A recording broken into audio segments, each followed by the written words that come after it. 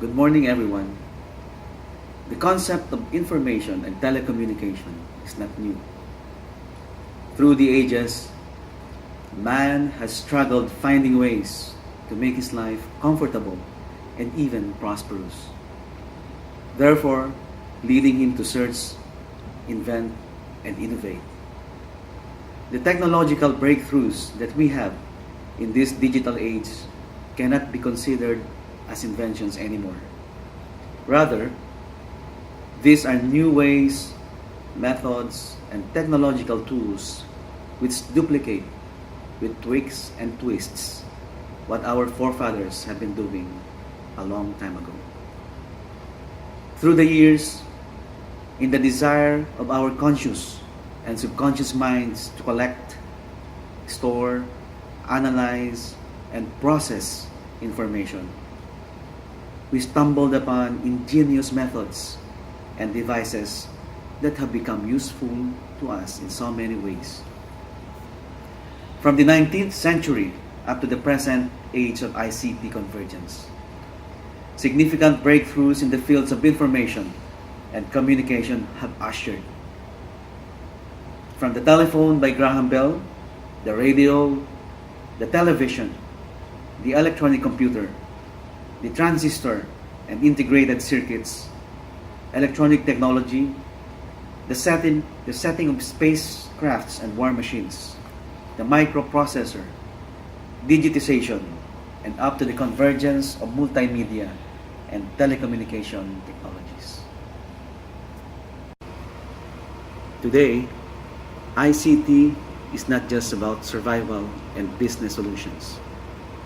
It is not anymore confined to the military, laboratories, and production plants. It is everywhere. But more importantly, it has now come into our homes in the form of entertainment, utility, and social networking. The ultimate dream of the primitive man has been fulfilled, and that is to vanish the distance between and among communities across continents. But is science indeed objective? If its most noble intention is to improve mankind's quality of life, then why is it that personal gains and economic profits still precede the objective and ethical motives of those who are supposed to communicate its essence and practical use to the community and the public? Is it because that the definition of objectivity itself is practically subjective? Or is it maybe because scientists are still humans who struggle, but most often fail to suppress their innermost values, emotions, and sensitivities? In this sense, I turn to uphold the power of the community's critical consensus towards the validation of a scientific work.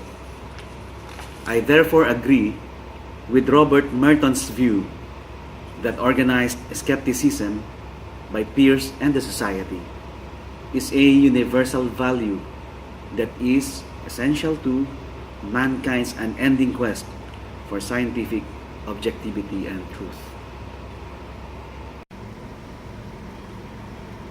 And if science is at least fairly objective, is it accessible and free?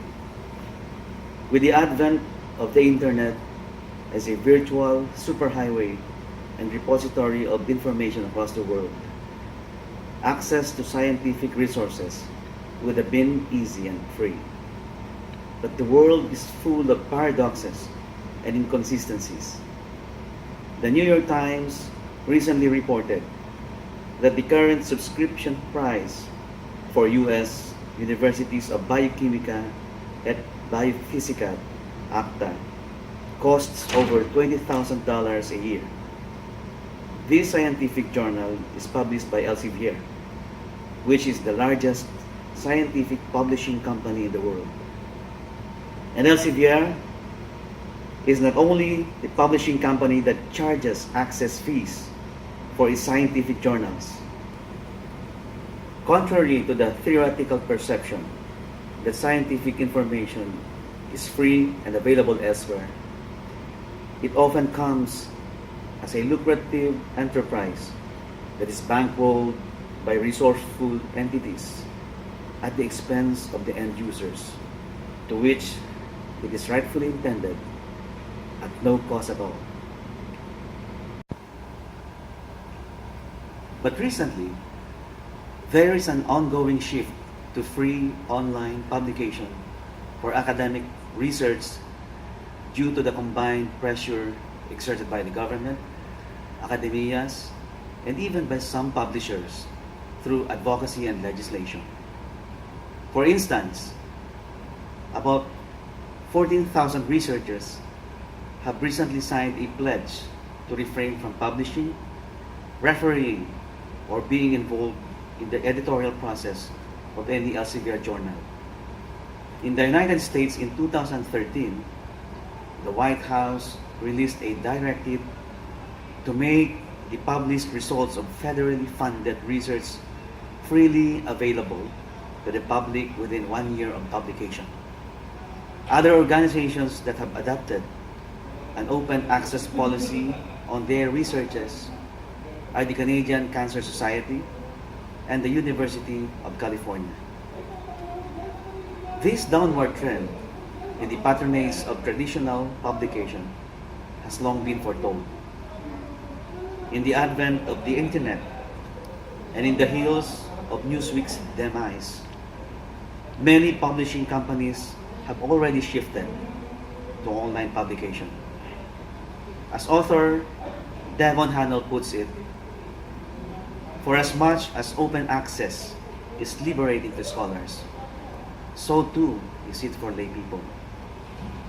They may now peer through the cracking edifice of the academia's ivory tower, thereby improving the freedom of thought, idea, and information, which allows societies to flourish.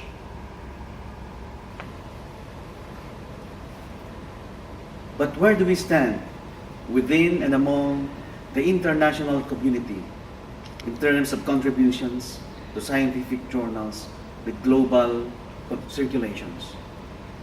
We are definitely lagging behind, but technical resources are vast and available. The book entitled Selected Essays on Science and Technology for Securing a Better Philippines is a significant attempt to popularize science, at least in our country. Edited by Professors Padilla Concepcion, Padlan, and Saloma, the book features articles that have diverse interests in various fields like public health, food and agriculture, environment, biodiversity, mathematics and engineering, geology, and societal population. Such rich and condensed reference alone already reflects the abundance of local scientists as well as their scientific works. And what about the rest of the researches that is either left accumulating dusts in library shelves or remains etched in the unmotivated consciousness of scientists? We do have plenty of documentary resources that are just waiting to be tapped and published for the purpose of improving the science literacy of the public. And in 2013, we took another step in creating science awareness, not just in the Philippines, but at least in the Asia-Pacific region. The Philippines, through the Department of Science and Technology and the Philippine Science High School, hosted the first Philippine International Science Fair last February 2013 in Antipolo City.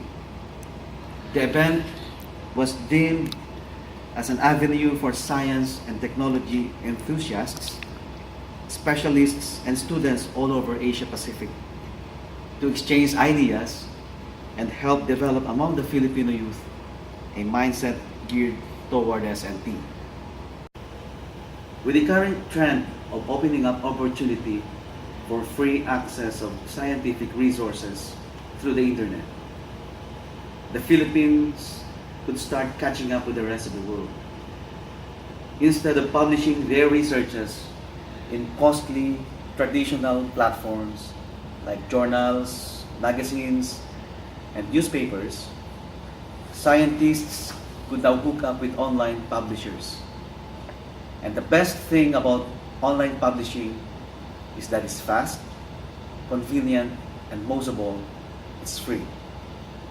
The Philippines may still be lagging behind in terms of scientific publications in the global arena, but I am confident that with the advent of digital communication and technology, and with the sustained support of the government and the private sector, we could eventually be at par with the rest of the scientific community.